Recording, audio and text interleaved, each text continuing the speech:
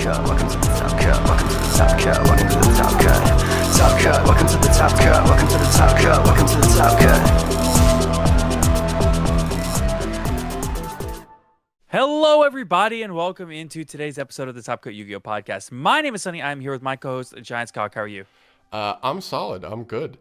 I've been doing my Vancouver prep, so we'll see how that event goes. And Absolutely making a list of people I got to meet up with. The Curry Bandits is going to be there, so that'll be fun. A bunch of people from the Shiggy's Discord, Colin CB, and some people that I probably can't even think of who just haven't interacted. So that will be a lot of fun. And actually, this is a funny story. It turns out one of my coworkers is actually going to be in Vancouver the same weekend. What an insanely small world. It came up. It happened to come up in a conversation that I was going to Vancouver for a Yu-Gi-Oh tournament, and he was like, "There's no way. We're staying like 20 minutes away from each other, so might meet up with one of my coworkers." But otherwise, I'm prepping. I got the hoodie on. I'm immersing myself to get myself in the mindset. Let's go. Well, I want to go ahead and thank all of our wonderful, wonderful sponsors. So, of course, as always, a huge thank you to Steelfox Games and ETB Games.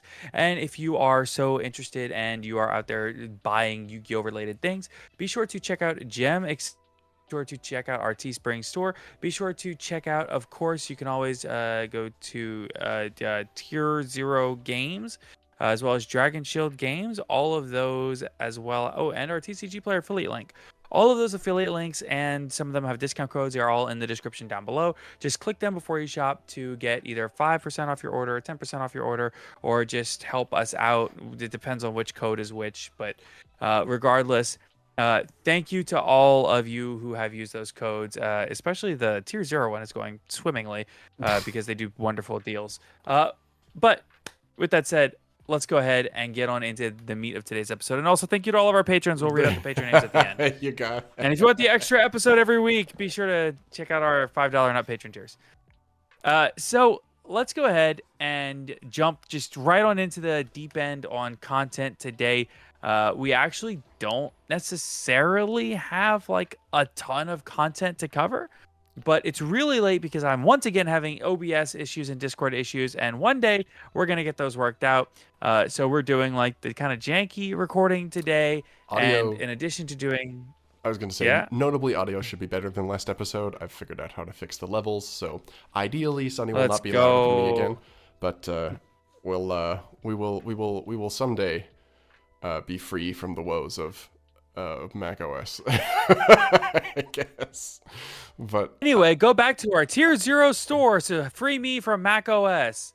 All right. Well, of course, we do want to thank all of the patrons and all of the affiliates. You can check all that out down below. Let's jump into the content. So we do want to cover, we're going to cover YCS Sao Paulo, which just happened this past weekend.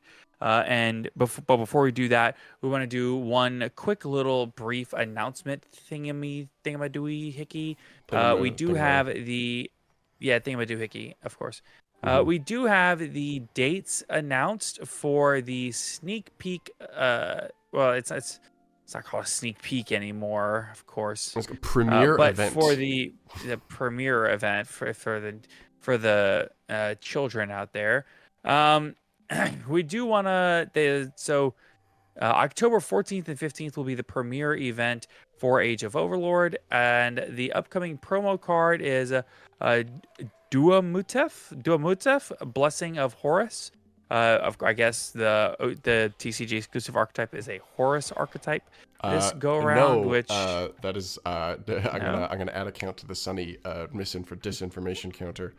This is not a TCG exclusive deck. Sure. This has already been revealed. It's seen pretty heavy play in the OCG. This is definitely interesting. So this confirms that Duamutef is a secret rare, as it is with all of the premiere event promos. They come out in Ultra, and then they're secrets in the main sets. Same with Crimson Dragon, all the way down the line. This is only like the third best name, so that has me a little bit concerned about the rarity spread for the rest of them. So we'll see. Exciting stuff. It's like, because it's like these four and then the sarcophagus in it, I'm curious to see where that spread ends up. This could be a good sign, because if this is the secret, maybe the other ones are ultra or lower. But I would suspect multiple secrets.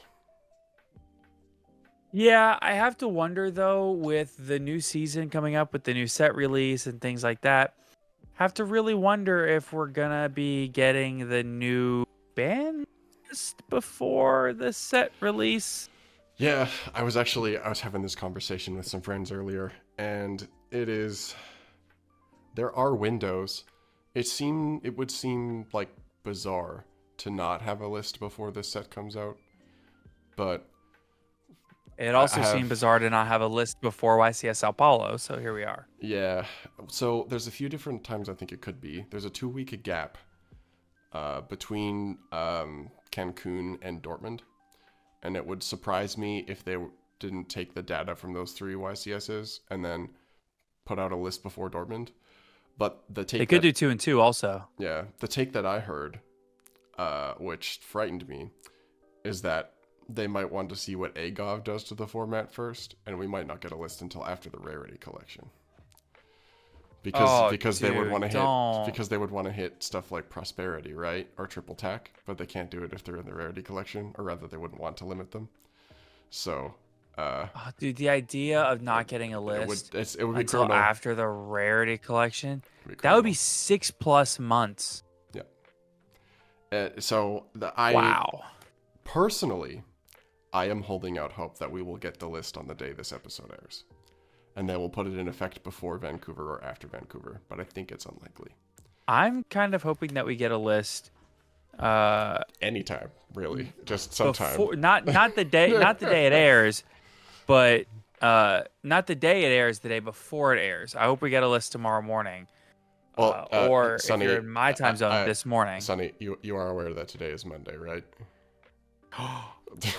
I forgot. Are you serious?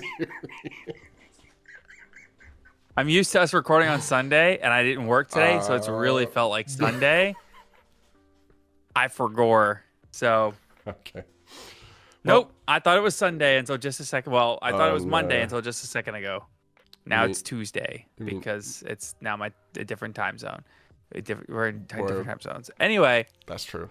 So.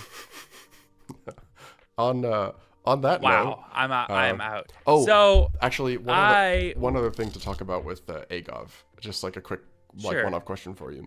What rarity do you think SP Little Knight is going to be? Ultra. I think I agree. I don't think they would put it in secret. I think they'll put it in Ultra. Oh, no. They would put it in secret. But the card goes with IP Masquerena. So, in that vein, wasn't IP I think that they're going to, no, IP was an Ultra. It was an Ultra? Okay. They'd probably match them up. That's what I'm thinking. But, that said, who knows? So, but I would definitely say, not only is it within the realm of possibility, actually, I think it's probably a little bit likelier that it's a secret rare. I think secret rare makes more sense. But I think that I really think that they'll go, oh, IP was an Ultra. Let's do this one an Ultra. Now, it could be along the lines of Ice Dragon's Prisons, where it's a $60 Ultra, but better than $100 secret, I guess. Right. But so let's talk about something that is both exciting and disappointing. We do have another verse. So as they do after Worlds every year, right at the start of the YCS season, right at the start of the new Yu-Gi-Oh year, we have a new YCS prize card, and this is another verse Glutonia, which is YCSW-EN014. This is level 8 Dark Fiend normal monster, 2500 attack and 2000 defense, which means this is definitely a super corrupted Dark Magician. A massive malevolent monstrosity, devourer of diverse dimensions who molds multiple domains where only the mightiest dare dwell. While I love the alliterations and I love the art, it's also kind of disappointing to get another vanilla Although another verse is very cool. And again, this is the best Yu-Gi-Oh card art we've had in maybe a decade. Yeah. So I think this is cool. I thought Another Verse Dragon was kind of lame. I think this one rocks. It is a specifically they've given it like an actual usable niche, which is so we actually don't have a level 8 themed normal monster. That doesn't exist. Sure. So it's at least they're doing a normal monster. At least it's something unique that we do not have access to. Abyss specifically, Abyss YGO on Twitter, is very excited. Our artist that does all of our art. Yeah. This enables some Archfiend combos apparently. So I saw her asking about Jesse Cotton's prize card, because Jesse Cotton was like, spoilers, I guess, for the San Jose or Sao Paulo discussion, but it was very funny because Jesse Cotton is like on Twitter, like, hey, I'm interested in moving my prize card, and if this is like, I want it, but for Archfiend combos because I want to unironically play it. Yep, the incredible work. I personally dislike when prize cards are good cards. Like meta defining. I think we should not be having the Minerva situation happen again, where you have an entire deck in a format that's locked behind a prize card. But I mean, stuff like Blood Mephist was like cool. You could use it, but it didn't really do that much. I think that style is good. I've seen like suggestions of people float like, well, maybe we can get into those suggestions later. But I am not a fan of the prize structure just being the prize cards. The trophy is like kind of weird with the prize card on it. I don't know if that's just me. I feel like the trophy's kind of whack. I think it is. You're totally right. It's the coolest artwork that we've had in probably a decade. It is the mat. The card artwork is the playmat. Yeah, all of it. It's ridiculously nice. It's beautiful. So I think this is okay. I don't think it's the best thing that could have happened, but I think it's solid. It's an improvement. Well, I'll say that much. Yeah, they could have just done Another Verse Dragon 2. Yeah, I don't know. It's weird. It's like I feel like Another Verse Dragon was kind of lame. Prize cards are supposed to be cool.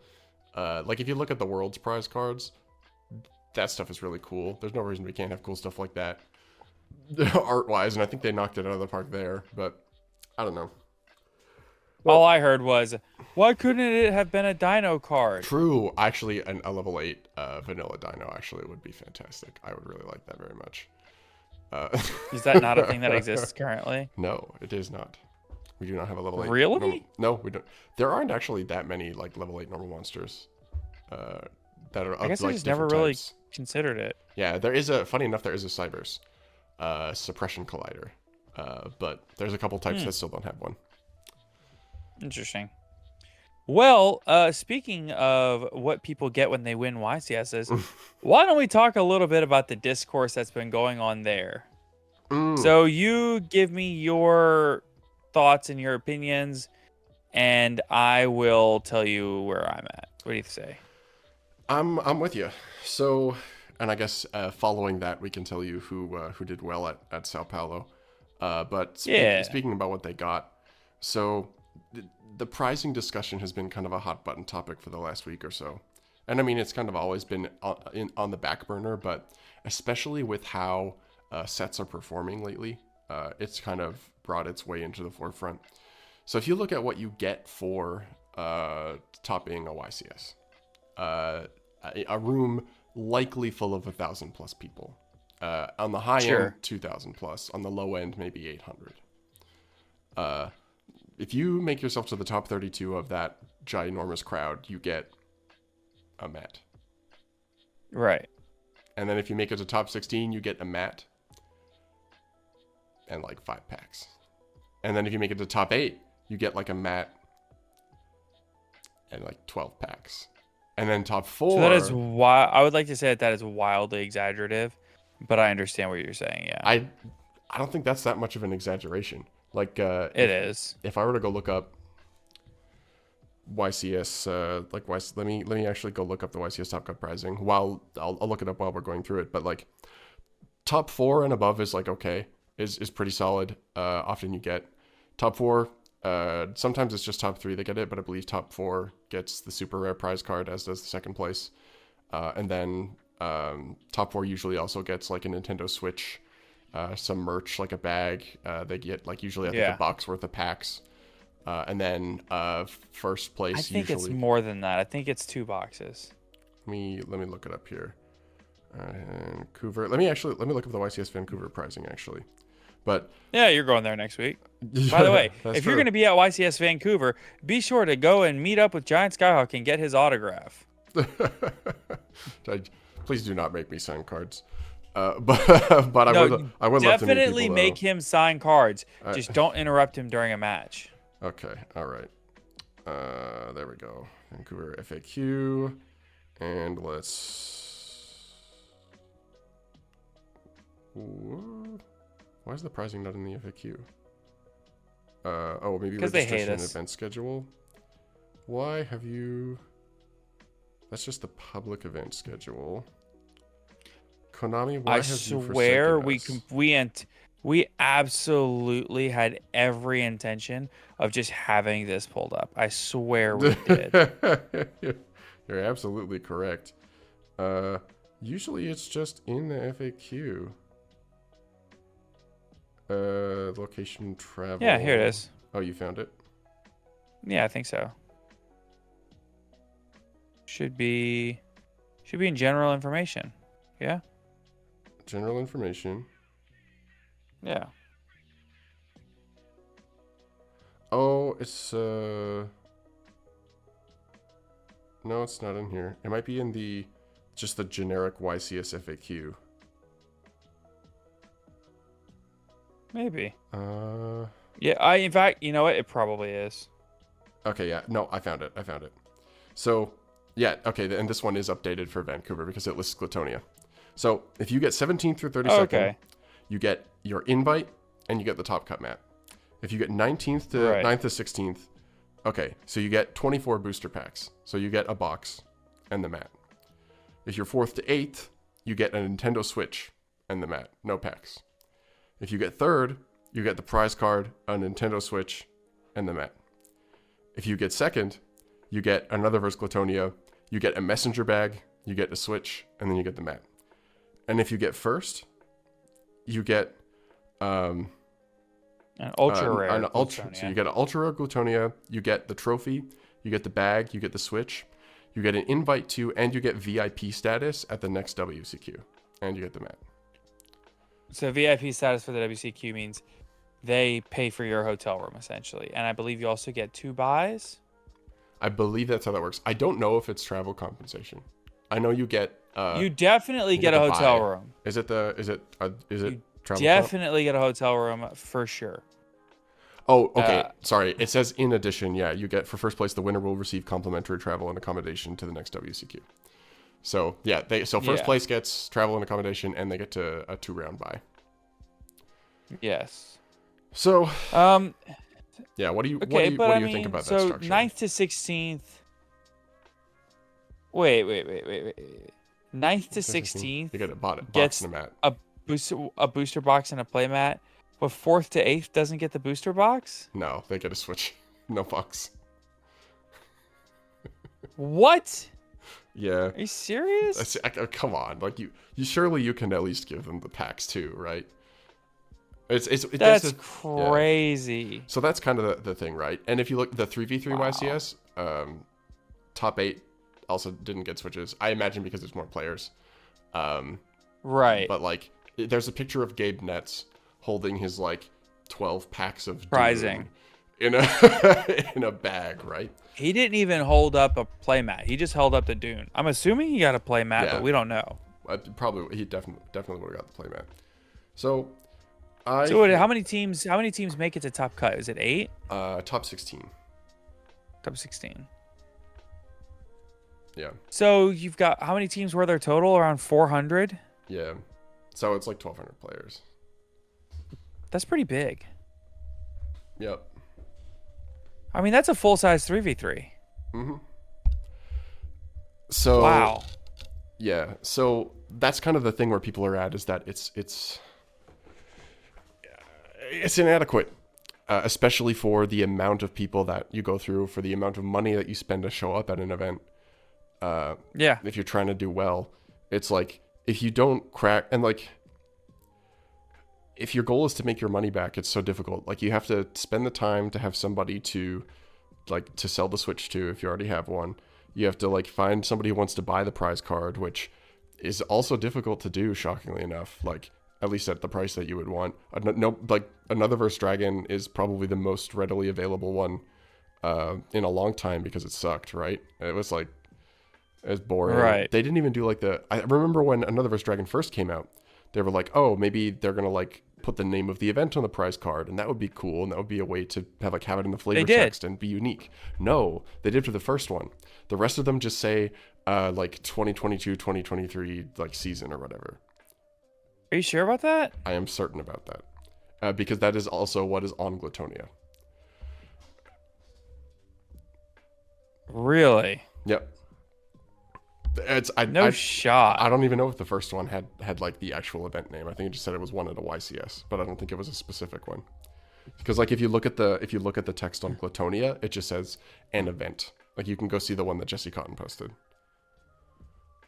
That's wild. And it's like that would be a way to make it unique. So I think we're both kind of in agreement that the state of prizing is not in a good place for this card was awarded to the winners of the first Latin America Team YCS in the 2023-2024 season.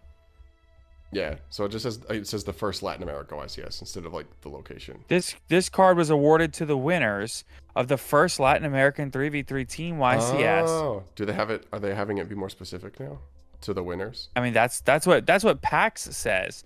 Now, I haven't read Jesse Cotton's. Yeah, I would check Jesse's. We might have to increase the Skyhawk misinformation counter to 1.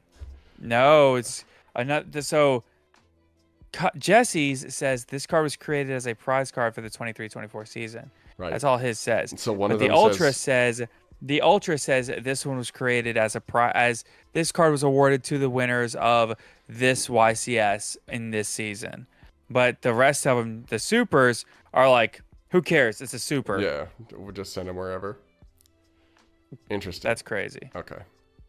So I think we're in agreement that the state of prizing is not great. Like, even like the top cut mats probably don't sell for that much, to be honest. Like, especially as more events happen. So yeah. I guess the follow-up question is, what do you think could change? What do you want to see different? So, like, here's my thing. While I do think that video game consoles are cool, the issue with a video game console is that while, yes, it is readily available to sell, the counterpoint is that you get to a certain point where you win so many of them. People like Pac, people like Jesse Cotton. I mean, literally. I've been at a YCS where Pac wins a Switch. He literally walks up, drops it on the table and goes, dude, I don't want this. It's worth $200. Do you have any idea how many of these I've won?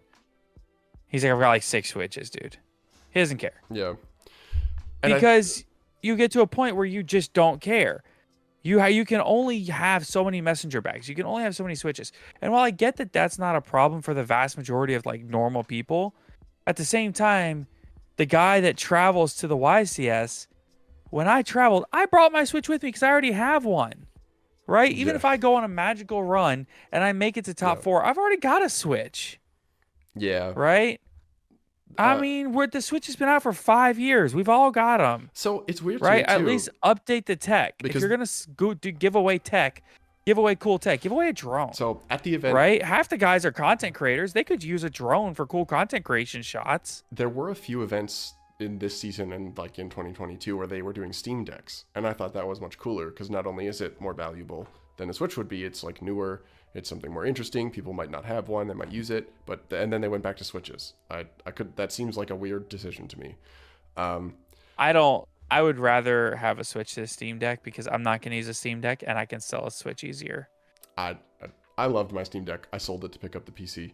But the point being, I would rather just give away a new PC. It being a console would suck. Yeah. So Master Duel, for example, for first place in the Challenger Cup series for the bigger tournaments, first place did actually get like a gaming PC.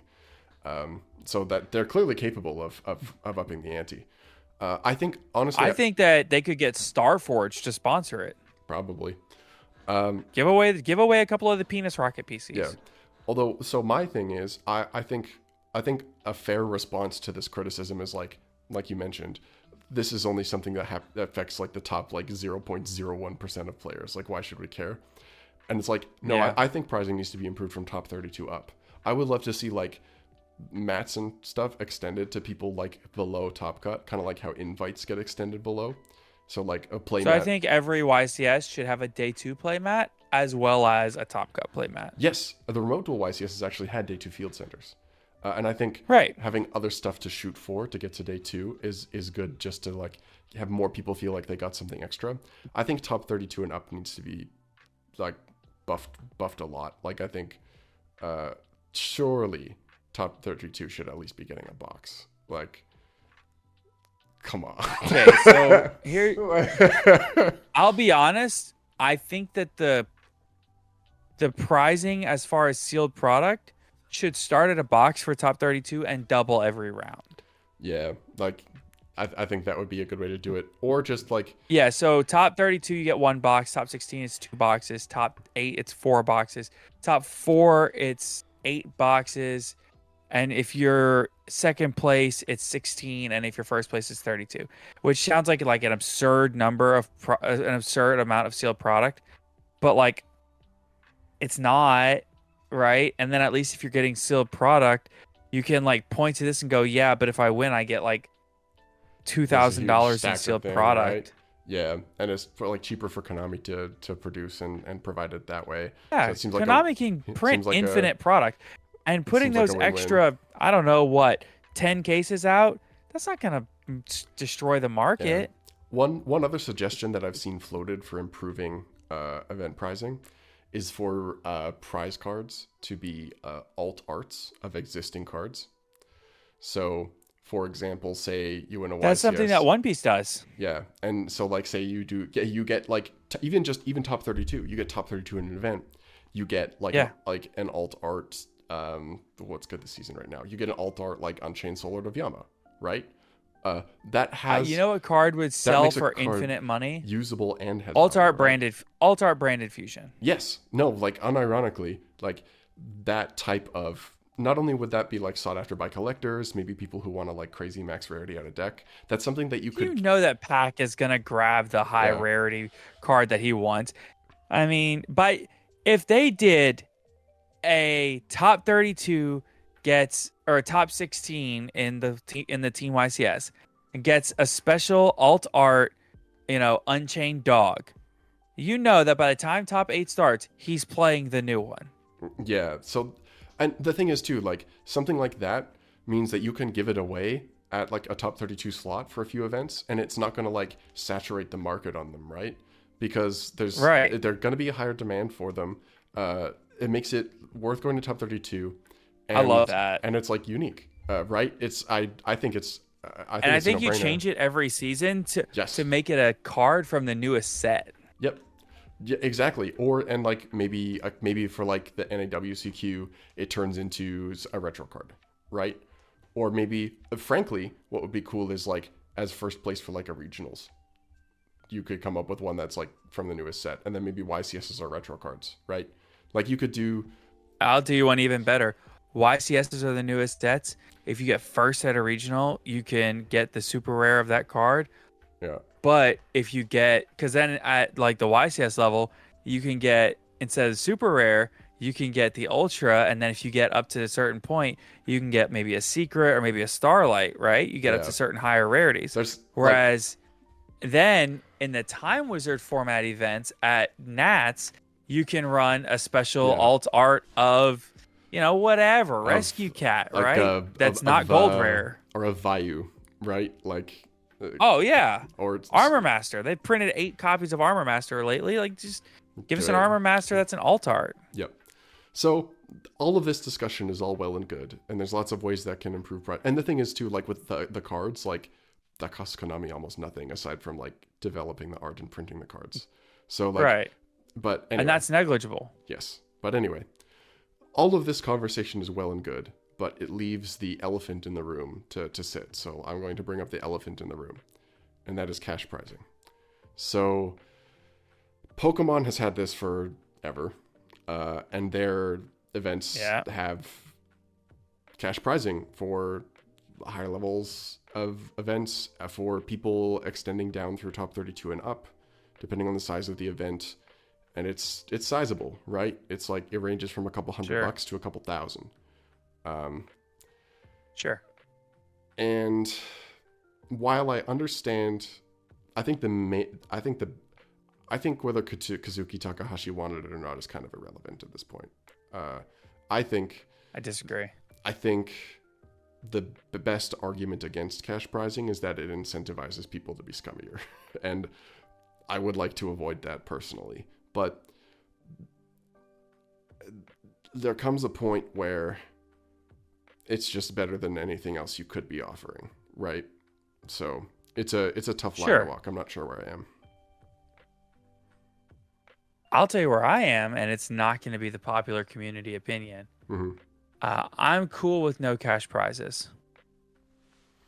Interesting. What's the take? Is not something I ever would have thought I'd say, but One Piece also does not have cash prizes in officially sanctioned tournaments, as far as I'm aware. If I'm not mistaken, One Piece does the alternate art card prize card structure. Shout out last weekend, Sansali, if you're listening. That's where I learned this. I believe a prominent member of the Yu-Gi-Oh community, like an extremely prominent player within the Yu-Gi-Oh community, won a One Piece high level event last weekend, and if I'm not mistaken, they won 3 Luffy cards, which are worth $6,000 a piece. And they won 3 Chopper cards, which are like $3,000 a piece. Yeah, so like we could be doing that. It's like I think the market maybe wouldn't be as crazy because of like One Piece probably has collectors outside of the game, but like it would be easy. These cards are in like a textured foil rarity that only comes in this prize card, and it's a Luffy, and it's Luffy's art as a bounty poster, which you don't have on the regular cards as far as I'm aware anyway. So to me, it is just absolutely sick the way that One Piece does it, and it leaves the market so insanely high that because these are the only ways to get these cards, and all it is an alt art. But if you look at the alt art of, let's just look at a Starlight card that's in mass production. Look at Appaloosa. Appaloosa is a $1,500 Starlight rare, right? Mm-hmm. Or $1,000 Starlight rare, or whatever. But if you put out these super special high-end, think about like a textured Starlight rare, right? Like an ultimate rare Starlight rare. If you put out like an ultimate Starlight rare, it only comes out as the prize card for the YCS. Imagine if right now you could get Triple Tactics Thrust as an ultimate Starlight rare, and you only get it by getting top 4 at a YCS or top 8 at a YCS, right? But then you can get Thrust as just a regular Starlight rare or a regular ultimate rare or whatever for a top 32, right? So I think that there are ways to do this, but I think creating exclusive rarities, a playable full art card, right? You want playable full arts? Get good. Win an event. I'm fine with that. I think that would be the thing to try first. I think before, I agree with you that think before cash prizing, I think the One Piece model would be a thing to follow. Pokemon is I think something to consider is that my biggest concern with cash prizing is the moral hazard element, because the paper game has a lot of problems with people like angle shooting and like manipulating judges and all sorts of stuff. Pokemon has less of that issue for the video game side of things because it's way harder to cheat. It's very, very like it's I don't know how you would honestly, but cash prizing I fear would incentivize the community to be more toxic, and I would prefer we avoid that if at all possible. But I am not opposed. But I do think we should try the alt art stuff first. I think that could solve the problem on its own. I agree, and I hope that's the case, but we'll see, right? I think that Konami will never change this, and if they do, awesome, but they won't. So we'll see. You're probably not wrong about that. Speaking of change, like, let's be really honest here. That's just is not happening. I think it could, but that's the type of thing where they've already planned out another verse Glatonia for the next year, right? Sure. I think it could change, but it would take a long time. Speaking of an online regional for 2023 finalist card. So you got this card for being a finalist for an online regional. It's an alt art for Charlotte Pudding, and it is $120. Yeah, so like you can do that stuff even at the regional level, at the OTS championship level. Like I think Monkey D. Luffy store championship trophy card, $218. Yep, and like the playmats are cool. It's hard to unload them because you have to have somebody either specifically collecting playmats, or that it has to be like an art that somebody wants, right? So the championship 2023 One Piece prize card, Borsellino, $250. No, like alt arts seem like the way to go. Yeah. Darn, maybe I should learn One Piece. I'm gonna be honest. It's not gonna be long before I start learning One Piece. Actually, I was going to ask you about this. Just as a quick aside, maybe before we get into the Sao Paulo results. Have you watched the live action yet? I have watched the first 15 minutes of episode 1. Yeah, I assume you just haven't had time to dive into it. I probably could have dove. I probably could have dove into it at this point if I really wanted to, but not without truly embracing the spirit of One Piece. Arg. Because I was watching Netflix on my sister's account, and Netflix got me. They caught me red-handed. Oh. So as a result, the only way for me to watch it is to not give Netflix my money, because screw Netflix. So you heard it here first, I folks. have to again truly embrace the spirit of the show if I really want to watch it, and I just don't know that I'm that dedicated to getting a virus on my computer. So right, Yar har fever me d. Yeah, anyway. The only more objectively morally correct law to break. Anyway, while Plunder Patrol did not top YCS Sao Paulo, there is a variety of decks that did. So if we absolutely. So okay, how about we do this? I actually want to do something fun with this. What we'll do is you'll take and you will pick any deck from this top 8 breakdown that you want to talk about, and we'll talk about it. But then after that, I get to pick any deck that I want to pick it. I get to talk about it. Okay. Well, let's. I'll let you go first. Yeah, let's start off with the elephant in the room, and by that I mean the large dog. So the deck that took the most top cut representation in top 8, which is notably, I believe, the 8 teams of 3 would be 24 decks total. Correct. So 8 of the top 24, so a third of top cut, was Unchained. And sure. Unchained had been performing well at regionals. People probably had it at slot 3 or 4, but to see more top cut representation in Kashtira and to win the event with Pack piloting it shows that it's probably a top 3 deck right now. It contends well. It plays really well under Droll and Shifter, which sees a lot of play in Cash, and Droll is in a lot of other decks. It has incredible follow-up. It's very sticky, and a lot of removal that people are packing isn't good into it. The books, like, out Caesar, I guess, but they don't really do anything else. People aren't playing Nibiru. They're not playing stuff like Evenly Matched. People are on Cosmic Cyclone, but Cosmic Cyclone is really only, like, amazing going first. It's very sticky. It can put out damage now. It's a good deck, and I think we gotta be like... I think people like... I remember early Joshua Schmidt was like, I'm not really sure. Let's test it out. Let's see. I think it's pretty solidly tier 1. Yeah, for sure. So I guess the next thing to acknowledge is Kashtira represents 3 of the top 24 duelists, or 1/8 of the field. And while I think that a lot of people could look at this result for Kashtira and say, hey, you know, this deck maybe is losing its touch. Maybe this deck's not as good. I don't think that's true. I think people are main decking for it because it is still the best deck.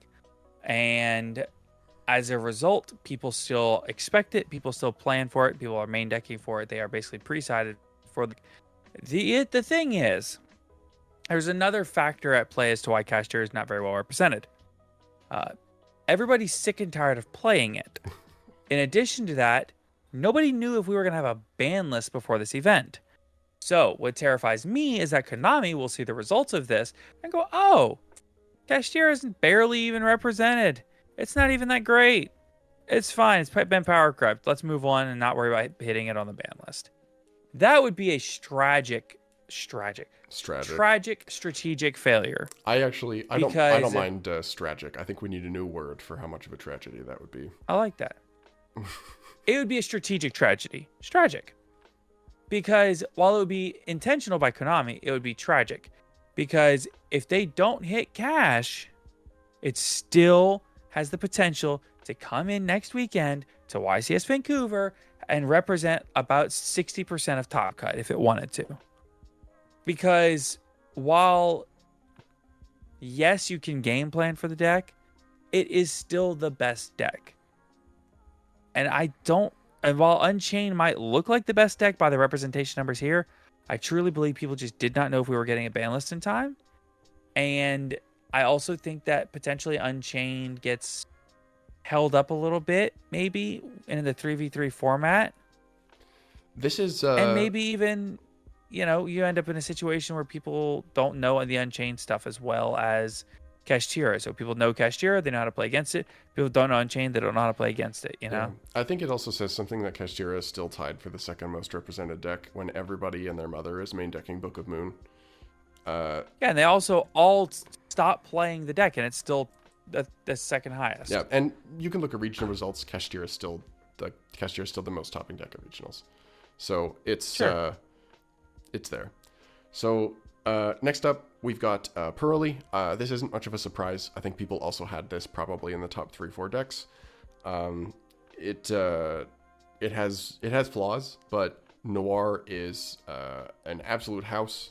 And again, the fact that it's performing this well, even though like almost everybody is main decking Book of Moon, which is like almost a hard counter to the strategy, is a testament to how strong it is. And it's very sticky. It's another deck that's very sticky, very hard to interact with. The field spell specifically creates all sorts of problems for decks trying to get rid of it. And it's good. I don't think it's as good as the decks that are up above it, which is why it's floundering here. But it is also a deck that is hard. So you need to have a pilot that has a lot of skill expression. And it did win part of the YCS. I believe it was Kamal Crooks who was playing Pearly. I might be wrong about that. I'm not sure. All I know is what Pack was playing. I don't know what Kamal or Ruben, I think was their teammate's name. I'm pretty sure someone on their team was playing Pearly. I can't remember. Yeah. So the next deck to talk about here is Chimera Branded. So Pearly had 3 decks in Top Cut, just the same as Kashtira. Chimera Branded had 2 decks in Top Cut, making it tied, 3-way tie for third most represented.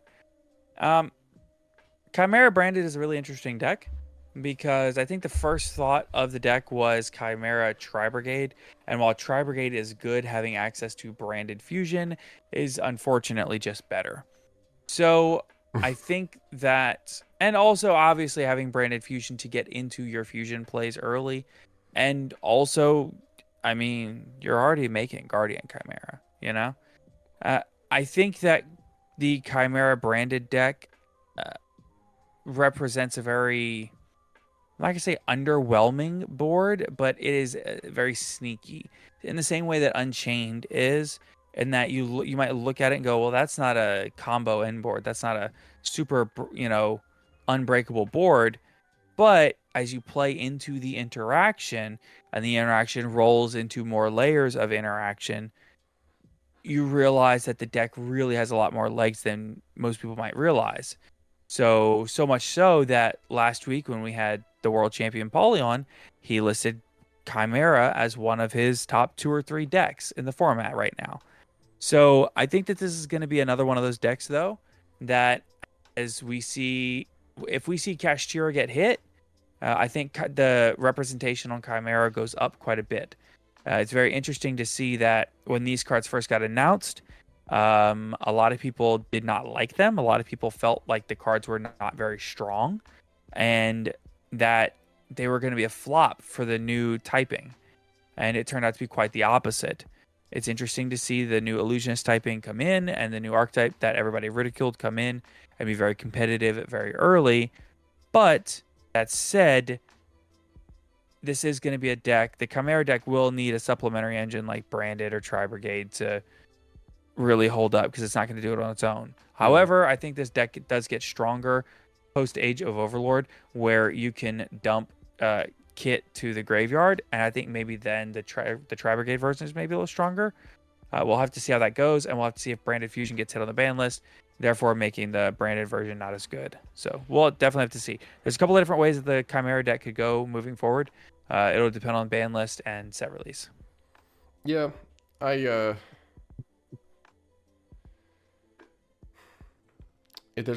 are weaknesses. I think it's really strong, but there are clear weaknesses.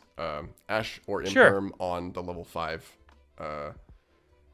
beast guy is a really, really hard hit to the engine. You lose your Chimera Fusion ad and an extra ad. You're talking about and then also hitting the illusion swordman or whatever his name is. Mirror is Sword also Knight. Mirror Sword Knight. Yeah, hitting that is brutal. If they don't have the branded fusion,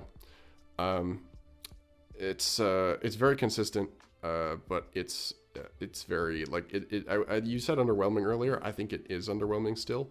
It's definitely sneaky like Unchained is, because it's like, oh, the card is gone from your hand. Yeah. Oh, and there's a Mirror Sword Knight in the graveyard you have to worry about. Oh, and we also have like Guardian Chimera coming in, and maybe there's like a Rindbrum. Rindbrum is like a sneakily powerful end board piece.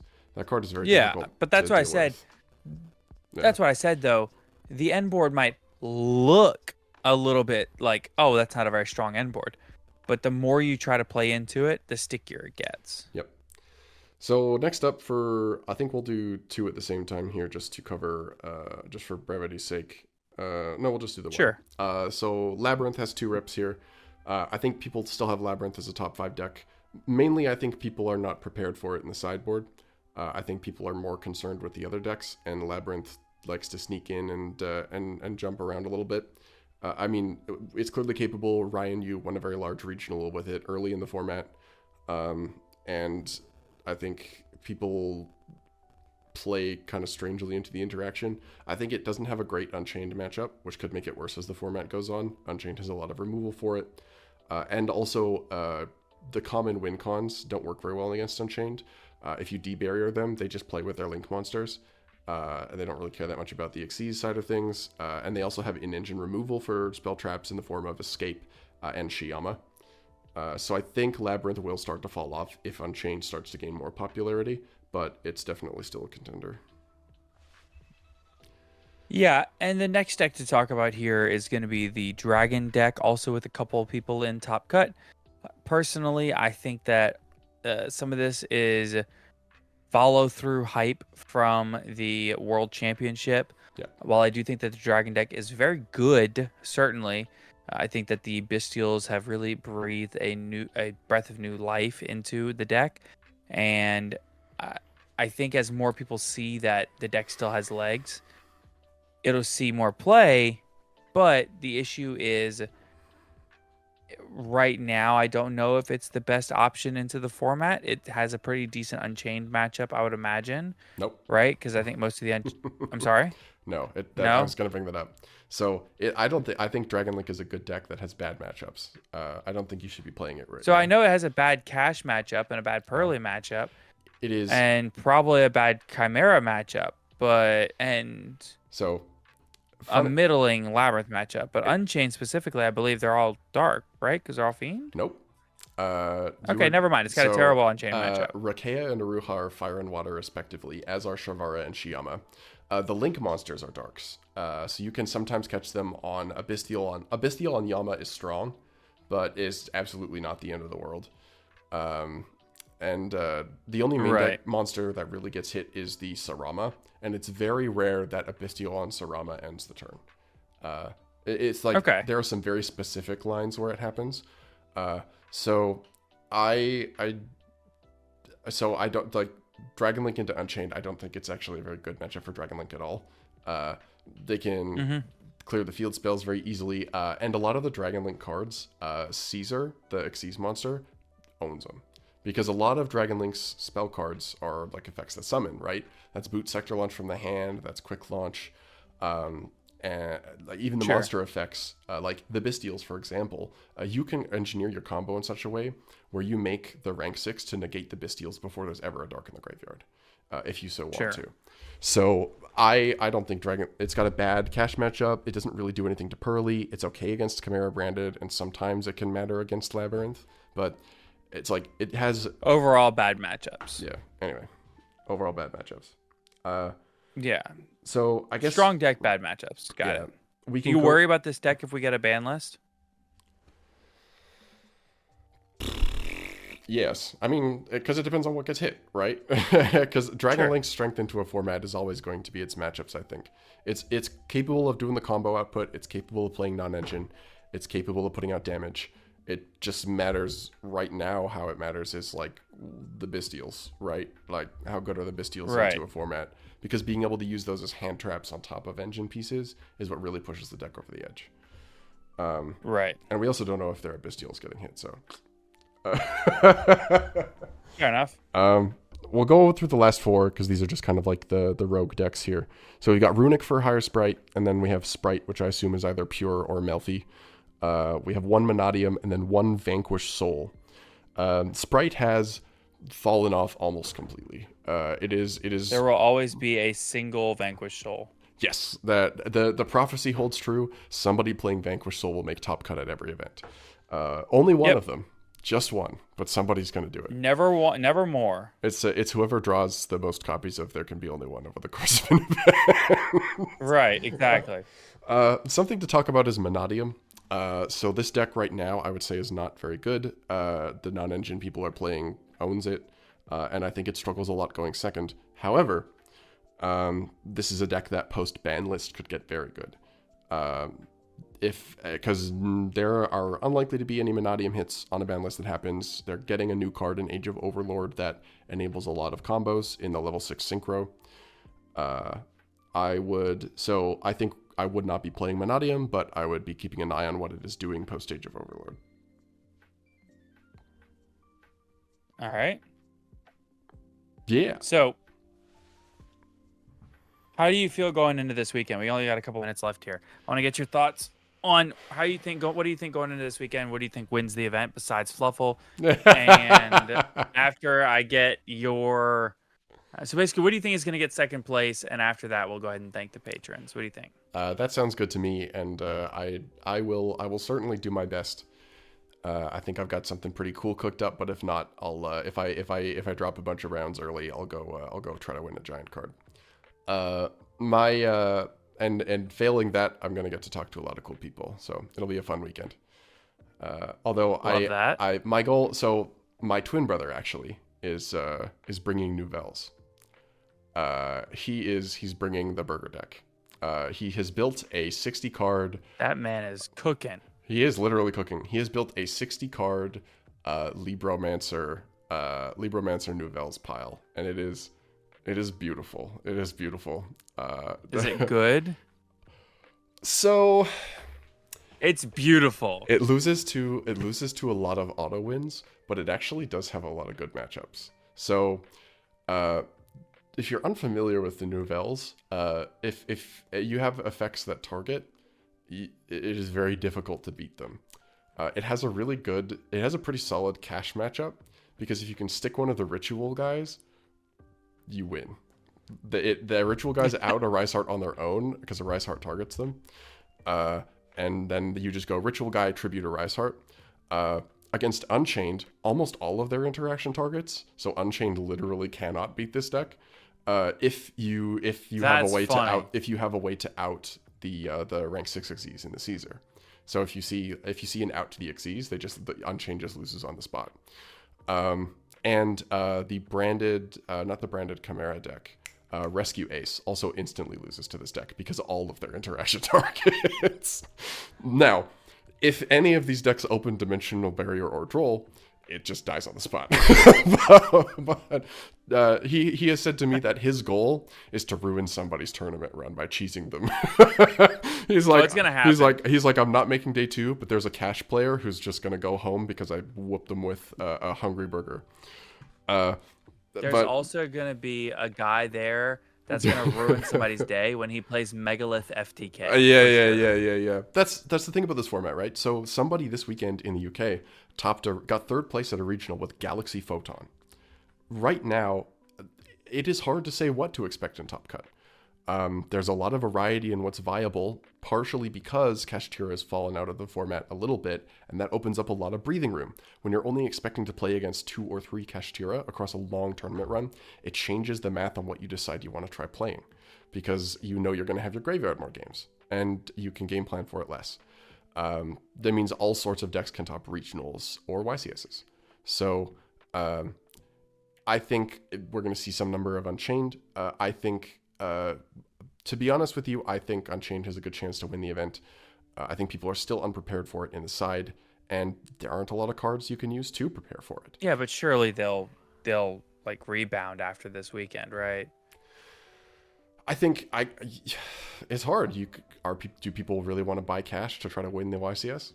I'm not sure they do.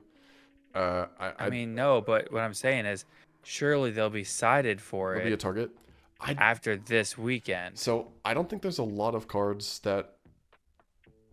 I was thinking about this. I was thinking about this with a friend of mine as we were thinking about side.